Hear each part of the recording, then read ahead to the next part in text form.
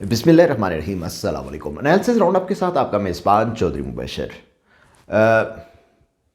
انسان کے اوپر قسمت کی دیوی کسی بھی انداز سے مہربان ہو سکتی ہے، لیکن کسی ایک فرد پر قسمت کی دیوی مہربان ہونے سے ہو سکتا ہے کہ اس کے ساتھ وابستہ بہت سے لوگوں کا مستقبل تاریک ہو جائے، اور یوں بھی ہو سکتا ہے کہ کسی ریاست اور کسی ملک کی ڈائریکشن ہی بدل جائے۔ دنیا کی تاریخ میں بے تحاشا بار ایسے ہی ہوا ہے، بلکہ دنیا کی تاریخ جو ہے وہ عبارت ہے لوگوں کی ذاتی قسمت بدلنے سے دوسروں کی بہت ساری لوگوں کی قسمتوں کے اوپر اثر انداز ہونے کے ساتھ۔ یہ ضیاء الحق کا دور تھا۔ ضیاء الحق کے دور کے اندر ہوتا یوں تھا کہ جو 23 مارچ کی پریڈ ہے، اگر آپ کو یاد ہو، آپ کے حافظے میں محفوظ ہو، تو اب جہاں پر ہوا کرتی ہے، اس سال تو نہیں ہوئی، یعنی کہ فیض آباد کے قریب جو ایک پارک ہے وہاں پہ ہوتی ہے۔ اس سے کچھ عرصہ پہلے تک تھوڑے عرصے کے لیے یہ سپورٹس کمپلیکس میں ہوئی، اس سے پہلے یہ پارلیمنٹ ہاؤس کے سامنے ہوتی تھی، لیکن ضیاء الحق کے دور کے اندر یہ 23 مارچ کی جو پریڈ ہے یہ ریس کورس گراؤنڈ راولپنڈی میں ہوا کرتی تھی۔ اب بات یہ تھی کہ ریس کورس گراؤنڈ کے اندر داخل ہونے کا جو راستہ تھا، وہاں پر وہ سڑک جو تھی یا وہ راستہ جو تھا وہ کچا تھا۔ اس راستے کے اوپر ایک جو ہے وہ سڑک بچھانے کا فیصلہ ہوا۔ وجہ یہ تھی کہ جب صدر مملکت کی بگھی اندر آتی ہوتی تھی، یا اس وقت کے chief marshal administrator general Zia الحق جو صدر پاکستان بھی تھے، ان کی بگھی جب اندر آتی ہوتی تھی تو گھوڑوں کی ٹاپوں سے اور لوگوں کے گزرنے سے پریزیڈنٹ باڈی گارڈز بھی ساتھ ہوتے تھے، تو اچھا بھلا جو صدر مملکت جو بڑے کروفر کے ساتھ اور بڑی چمچماتی ہوئی اور بڑی کلف لگی ہوئی وردی کے ساتھ آتے تھے، وہ گرد اور دھول سے اچھے بھلے صدر صاحب کا بیڑا غرق ہو جاتا تھا۔ اب ہوا یہ کہ جیسے ہی یہ 23 مارچ قریب آئی تو اچانک یک کسی شخص کے ذہن میں آیا کہ یہ قریب 1 کلومیٹر کا جو راستہ ہے، 1 کلومیٹر کا جو پیچ ہے، اس کو پختہ ہونا چاہیے، وہاں پر سڑک ہونی چاہیے۔ اب اس سڑک کو بنانے کے لیے فوری طور پہ اعلان اور ڈھونڈیا پیٹ دی گئی کہ یہاں پر سڑک بچھائی جائے۔ بڑے بڑے ٹھیکیدار جو MES ملٹری انجینئرنگ سروس کے ساتھ وابستہ تھے، ان لوگوں نے ہاتھ اٹھا دیے کہ اتنے کم وقت کے اندر ہم سڑک نہیں بنا سکتے، اور اگر سڑک نہ بن سکی تو اور عین اس وقت 23 مارچ آ گیا، کچی سڑک یا آدھی بنی ہوئی سڑک کے اوپر جب صدر مملکت کی بگھی گزرے گی تو ظاہری بات ہے کہ اس کا عتاب جو ہے وہ ٹھیکیدار پر ہی آئے گا۔ ایسی صورتحال کے اندر MES کا ایک ٹھیکیدار جو بہت غیر معروف سا تھا ٹھیکیدار، اس کا نام تھا ملک ریاض۔ اس نے یہ چند دن، غالباً 3 یا 4 دن رہ گئے تھے جب یہ ایونٹ ہونا تھا، 23 مارچ ہونا، غالباً 20 تاریخ ہوگی، اس نے یہ سڑک بنانے کا فیصلہ کر لیا۔ اس نے آفر دے دی، جی ہاں یہ میں سڑک بناؤں گا۔ وہ سڑک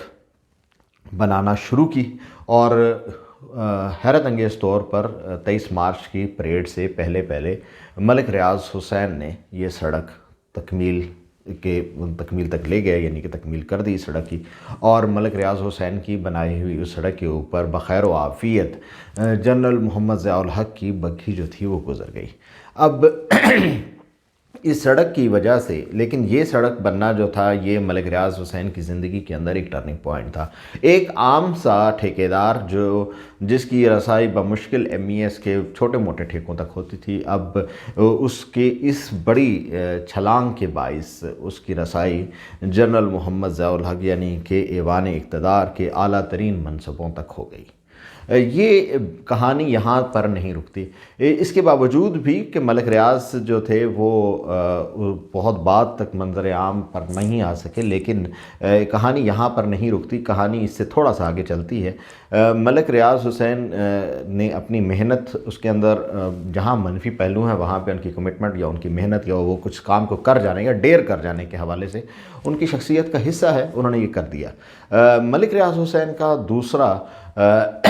جو عروج آیا، یعنی کہ ان تمام تعلقات کے باوجود ملک ریاض حسین ایک بہت بڑے بلڈر یا بہت بڑی شخصیت نہیں بن پائے۔ ہوا یوں کہ پاکستان نیوی کے ایک برائٹ افیسر تھے ایڈمرل جاوید اقبال۔ ایڈمرل جاوید اقبال ایک بڑا ویژن رکھنے والے انسان تھے، جو پاکستان کے تیونس میں بعد ازاں سفیر بھی رہے، اور یہ جو سفیر بنے تھے اس کے بعد ان کا ایک ٹریک ریکارڈ ہے کہ جنرل پرویز مشرف نے جب ملک کے اندر ماشاء اللہ لگایا تھا تو انہوں نے ایک بڑا سخت قسم کا خط لکھا تھا جنرل ضیاء الحق کو، معاف کیجیے گا، جنرل پرویز مشرف کو، تو وہ خط کسی اور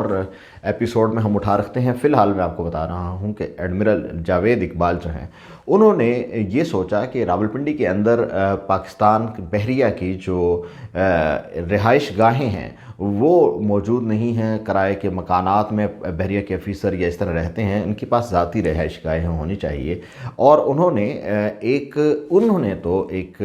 مثبت انداز میں اس چیز کا انیشیٹو لیا, اور انہوں نے یہ کہا کہ آپ ملک ریاض کو ایک آفر دی کہ آپ یہاں پہ بحریہ ٹاؤن کی ایک چھوٹا سا بحریہ ٹاؤن یعنی کہ ہماری رہائش گاہیں بنائیں, اور اس کے عوض آپ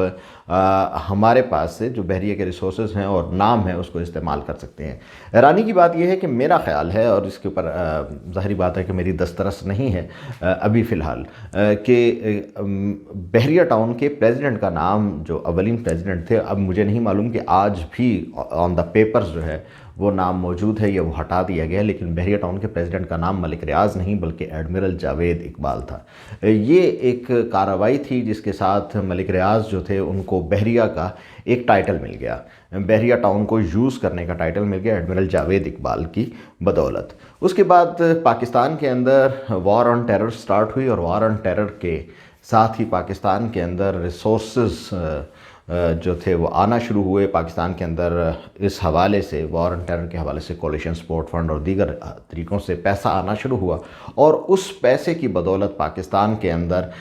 بہت سے لوگوں کے حالات اور دن بدلنا شروع ہوئے. شو میں یہ قسمت کہ پاکستان کے اندر یہ پیسہ کسی انڈسٹریلائزیشن یا کسی اس طرح کے پروسیس کے اندر نہیں لگایا گیا, بلکہ یہ والا تمام تر پیسہ جنرل پرویز مشرف نے ریئل اسٹیٹ انڈسٹری کے اندر جھونک دیا. بس وہ دن تھا اور آج کا دن کہ پاکستان کے اندر جو پاکستان کی تاریخ, پاکستان کی اکانومی جو ہے وہ کبھی دوبارہ اٹھ نہیں سکی. پاکستان کی اکانومی کے اندر ایک ایسا گڑھا کھود دیا گیا کہ جس کے اندر آنے والا پاکستان کی طرف, پاکستان میں جو چاہے ہمارے باہر کے ملک میں بیٹھے ہوئے ہمارے تارکین وطن ہوں, وہ کوئی پیسہ بھیجے جن کو ریمیٹنسز کہتے ہیں, وہ بھی پاکستان کے اس کنویں کے اندر دبتا چلا جاتا ہے. پاکستان کے اندر کسی بھی انڈسٹری کا وجود اس کے بعد نہیں ہو سکا. ایک ایزی منی تھی, یہ سی این جی سیکٹر تھا اسی طرح کا, جس کے اندر تمام ایسی جگہوں پہ انویسٹمنٹس کی گئیں کہ جہاں پہ پاکستان کو کوئی ریوارڈ نہیں مل سکتا تھا. لیکن سب سے بڑا سیکٹر جو تھا ریئل اسٹیٹ انڈسٹری تھا. بحریہ ٹاؤن نے دن دگنی اور رات چگنی ترقی کی. فائلوں کے اندر وہ علاقے بھی بیچ دیے گئے کہ جہاں پر آج بھی لوگ رہ رہے ہیں. پاکستان کے اندر ایک ہی سیکٹر بنا دیا گیا جس کو ریئل اسٹیٹ سیکٹر کہا جاتا ہے, اور پاکستان کے اندر تمام لوگ جو 30-35-40 کروڑ روپے کا ایک بہت بڑا کارخانہ لگا سکتے تھے, انہوں نے کہا کہ اتنی بڑی ایک ذہنی اذیت سے نکل کے صرف چند پلاٹ لے لیے جائیں اور ان کو بیچا جائے, کالونی کاٹی جائے اور بیچی جائے. اور یہ ایسی بھیڑ چال شروع ہوئی کہ جس کا ابھی تک کوئی ہمیں دوسرا سرا نظر نہیں آتا. وہ 1.5 کلومیٹر سے کم یعنی کہ 1 کلومیٹر کی سڑک آج پاکستان کے معیشت, پاکستان کے استحکام اور پاکستان کے نظام کے اوپر راج کر رہی ہے. اور ملک ریاض اب ایک نہیں رہے. پاکستان کے اندر اب بہت سے چھوٹے اور بڑے ملک ریاض گھوم رہے ہیں, اور جنرل ضیاء الحق کے لیے بنائی ہوئی ایک چھوٹی سی سڑک آج پاکستان کا مستقبل کا تعین کر رہی ہے کہ پاکستان کے اندر کوئی بھی انڈسٹری نہیں لگتی بلکہ پلاٹ کاٹا جاتا ہے. پاکستان میں کہیں پہ بھی ایگری فارمنگ کے اندر لوگ انویسٹمنٹ نہیں کرتے بلکہ اپنے ایگریکلچر کے فارم کو بھی کسی ہاؤسنگ سوسائٹی میں بدلنے کی کوشش کرتے ہیں. پاکستان کے اندر لوگ میٹھا پانی جو ہے وہ جہاں پہ اگتا ہے یا کہیں پہ میٹھا پانی کہیں پہ ملتا ہے, معاف کیجئے گا, وہ وہاں پر بھی ایک ہاؤسنگ سوسائٹی بنا دی جاتی ہے. پاکستان میں کہیں پر اگر آم کے باغات ہیں تو وہ بھی کاٹ کے ہاؤسنگ سوسائٹی بنا دی جاتی ہے. اور پاکستان کا جو مستقبل ہے وہ اب سیمٹ اور کنکریٹ کے جنگلوں کے ساتھ وابستہ ہو چکا ہے, اور اس وابستہ کرنے کے اندر ایک چھوٹی سی جو رات تھی جس کے اندر جنرل ضیاء الحق کے لیے ایک سڑک تعمیر کی گئی تھی, اس رات کا بہت اہم کردار ہے. اپنا بہت خیال رکھیے گا. اللہ نگہبان.